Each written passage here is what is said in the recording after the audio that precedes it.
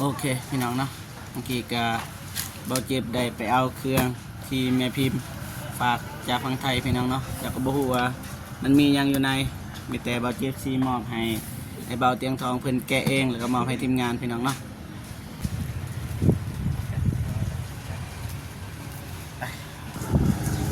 อะไร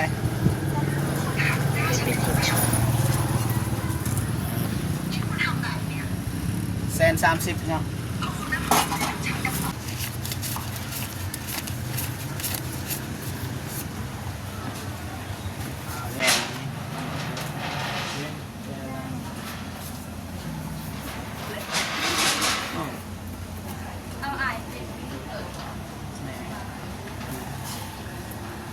กับโบดัง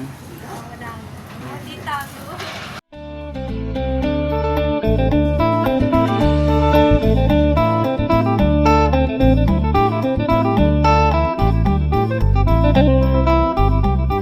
โอเคพี่น้องเนาะเมื่อกี้ก็เบาเจ็บได้ไปเอาเครื่องที่แม่พิมพ์ฝากจากฝั่งไทยพี่น้องเนาะจากก็บ่ฮู้ว่ามันมียังอยู่ในมีแต่เบาเจ็บซีมอบให้เบาเตียงทองเพิ่นแกะเองแล้วก็มอบให้ทีมงานพี่น้องเนาะออนไลน์พี่น้องเนาะเบาเจ็บกับบ่มีหยังหลายมื้อนี้ก็มาซื้อเครื่องให้ไอ้น้อยแล้วก็น้องซิมเนาะก่อนจะไปซื้อเครื่องก็ก่อนเงินเบิดกับทักทายสบายดีและสวัสดีเด้อพ่อแม่พี่น้องเบิดสู่ผู้สู่คนเนาะทั้งในลาวและก็ต่างประเทศเนาะเป็นดีต้อนรับเข้าสู่ซองเบาเจ็บคือเก่าพี่น้องเนาะโอเคมีแต่ว่าเบาเจ็บสิไปซื้อเครื่องก่อนเนาะโอเคไปโอเคพี่น้องเนาะขอบคุณมอนไปดีอ่ะ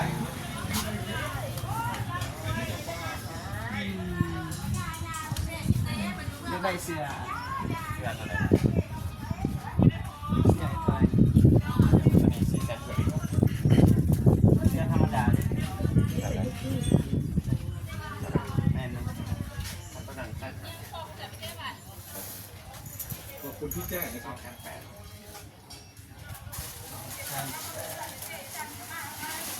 ตัวนั้นมีซีแซนหาป่ะตอนนั้นชิ้นมีร้อนมีหอมมีเลยโอ้เอาตัวนี้ได้สิมีเลยหมอนหอมแฮมบอลซองเลยเนาะต่อไปเราจะจับไม่ได้ต่อไปก็จะจับไม่ได้เนาะนี่ก็มีแล้วนะมีมันสื่อถึงมีมอน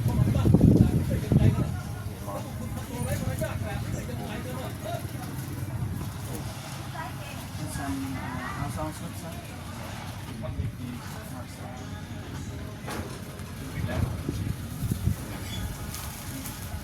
สีเดียวป่ะยังไงเป็นสีเนี่ยแบบนี้เลยนะโอเคนั่นนะอันนี้ก็กำลังหาจะเอาซองชุดเลยเพราะว่าจะมีมอนซองมีผ้าห่มมีเสื้อ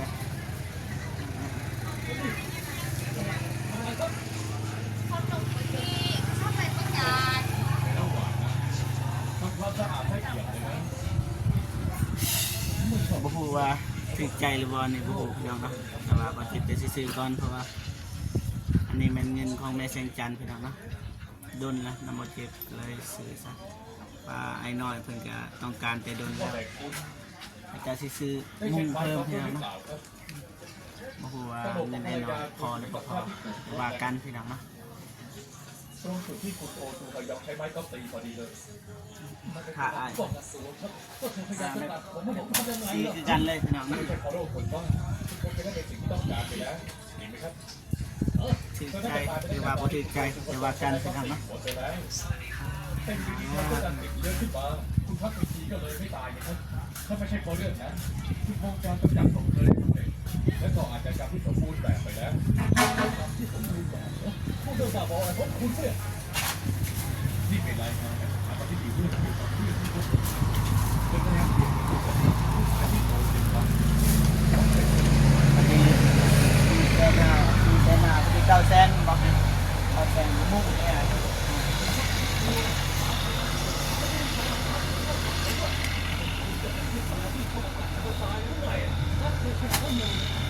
ย้อนมาดูการคดีของคุณโอคุณพยองไงเขาเข้าใจบ้างนะทำการแพทย์กฎหมายโดนค่อยขอไปอนุญาตและถูกฟ้องล้มละลายเห็นว่าคุณเองก็ยกเครดิตให้ภรรยาดูแลแทนคิดว่าถ้าภรรยา ตัวนั้นเป็นตัวใหญ่ขนาดทั้งหมด เงินกันเงินมี1,50,000พอปะ เขาแสนตัวนี้2 อันครับ2 แสน ถ้าคนยูไซด์เด็ก อัน2แล้วก็ล้าน10ครับ จะแทนอีก 1,50,000นะไม่ได้กับ ว่าเจ้าบ้านยูไซด์ คนกำนี้แหละห้วยดำ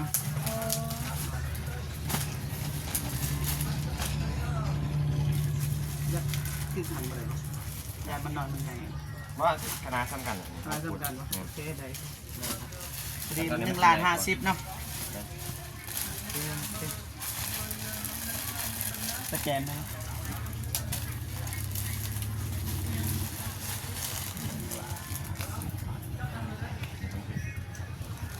มันถามว่าเลยนะ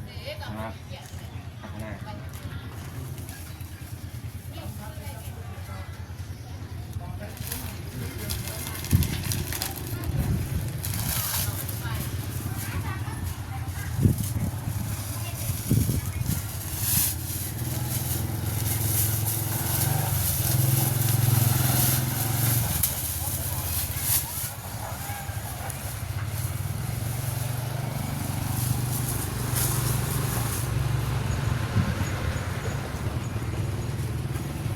โอเค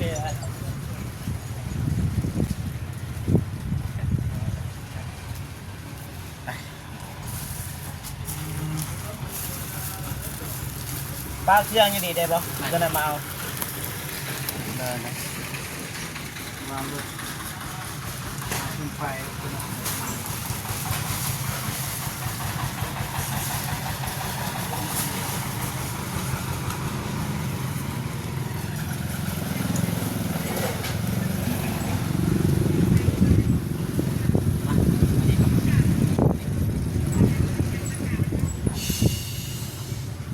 พอดีพี่น้องเนาะเงินทองแม่แสงจันทร์กับพอดีเบิดเลยบิดกับบ่พอแต่ว่าอายเป็นคนให้พอดี1,000,000อายเป็นคนจีนพอดีเบิดเลย100 เหรียญจะได้กับคุณนะแม่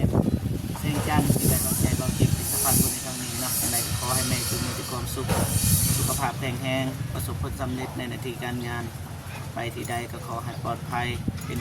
นหมโพหมใสให้ลูกให้หล้าน เป็นผ่านในบ้านให้ลูกให้หลานได้กราบได้ไหว้เด้อแม่เด้อแต่เราเจ็บสไปซื้อ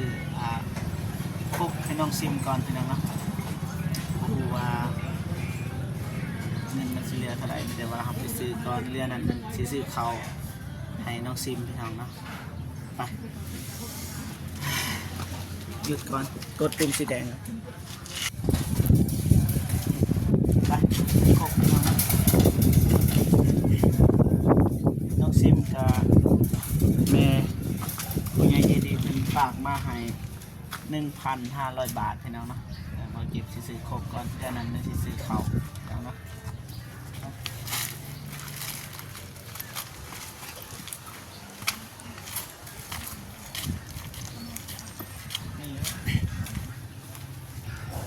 ไปดีเนาะมีครบปะครบมีปะ นั่นอยากไปทำอะไรเลย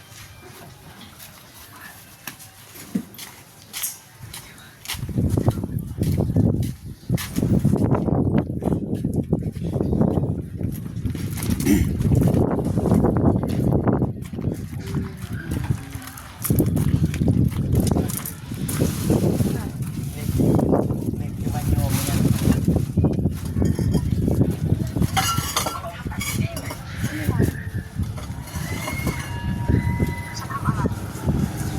อะไร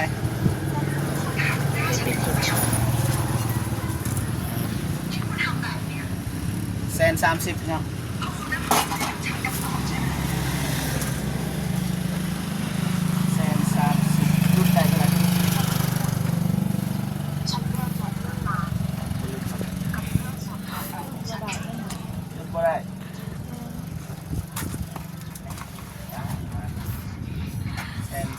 60ขึ้นเลยอันนี้120,000นี่130กับได้แป้งไว้แท้บรุษท็อปได้ปะงามอยู่ซาวเนาะใจดีคือน้ำตาเนาะแน่นซาวพี่น้อง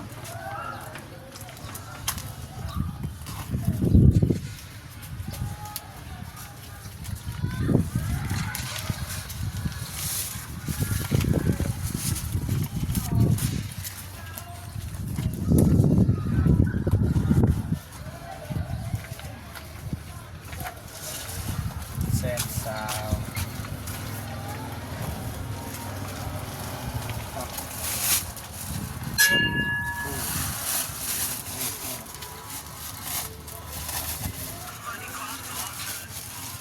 ทำอีกขาย130,000แต่ว่าน้องเพิ่นลดให้อีกลด10,000พอดี220,000พี่น้องเนาะเอาเบาจีบสิไลเงินก่อนว่าเงินยังเหลือเท่าไหร่นะครับเอาเงินก็ถึกตัด60 บาท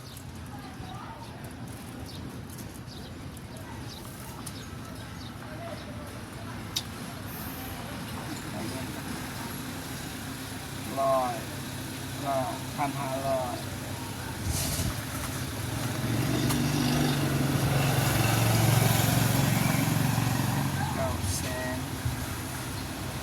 ได้ข่าวสอง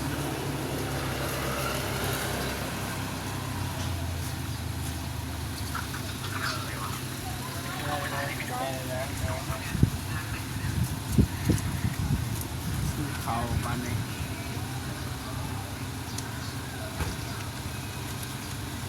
ไปเนี่ย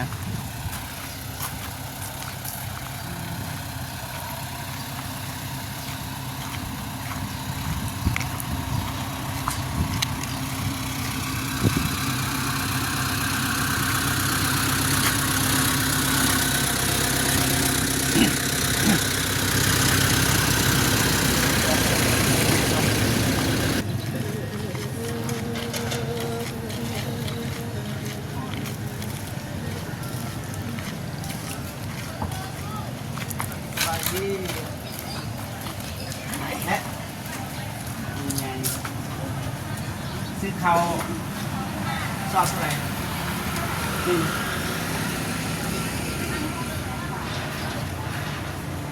ปลาย10,000จิ้มข้าวหมูนี่แล้ว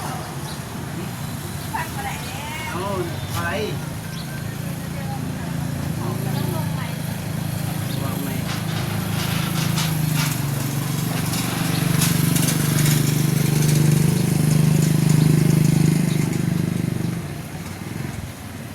ยิ้มงามเนาะในขา เขานี่ต้อง600,000เท่าไหร่ก่อน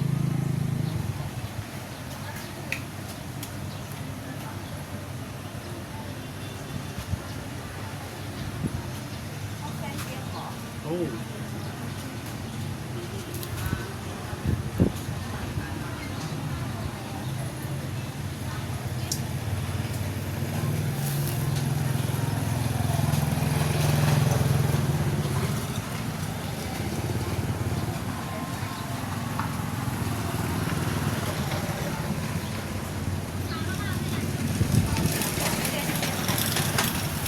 แม่ทุกกันไหน เส้นหกดูดอีก รู้ตื้อๆแต่แล้ววะ 6,600,000จับ เอาหมอ เอาสอบหนึ่งปากกา รบกวนไอ้แล้วแก บริเวณปะอยูนี่ก่อนตัวไหนมาเอา โอ้ สอบดีไหม เจ้าพี่บอกแล้ว2 เดือน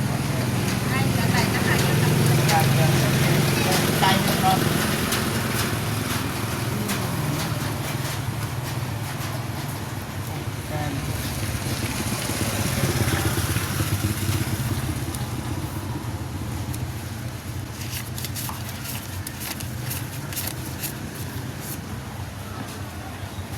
เฮ้ย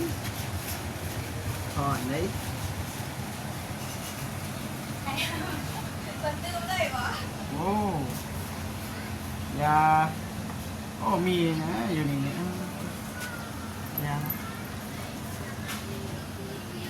เรือเท่าไรเงินเอื่อยอยู่ที่ปากแดง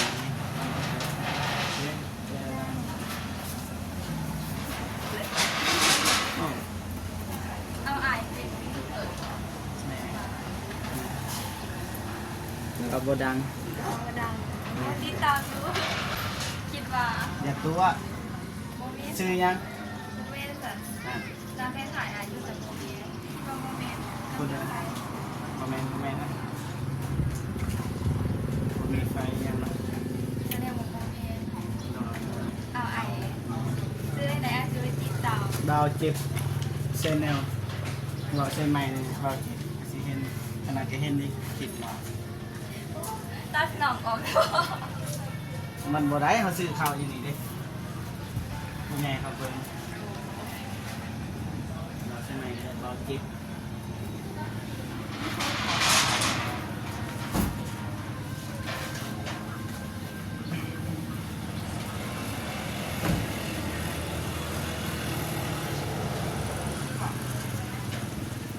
แน่นะตามเลย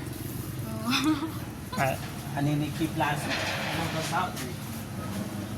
อะไร ตอนนี้ลงตอนเช้าติดตามเลยใช่โอเคขอบใจเลยล่ะเนาะไป ที่มันมาแมวเหรอ แม่นเลยมาเอาเข่าเด้อไปจากนาทีเลย 15 นาที 58 ปี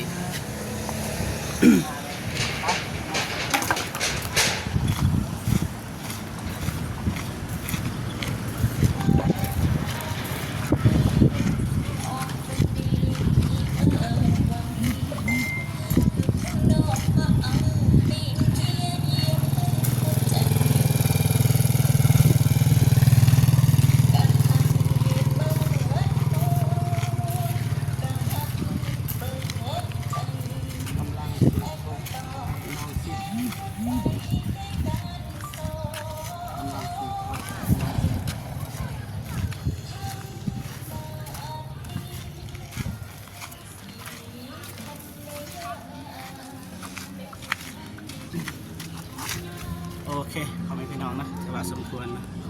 ยังไงจะขอบคุณนะ